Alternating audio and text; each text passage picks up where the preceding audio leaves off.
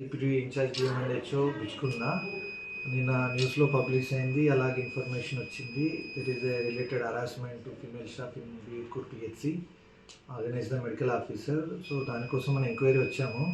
So అది enquiry చేస్తున్నాము, మన ప్రాసెస్లో ఉంది.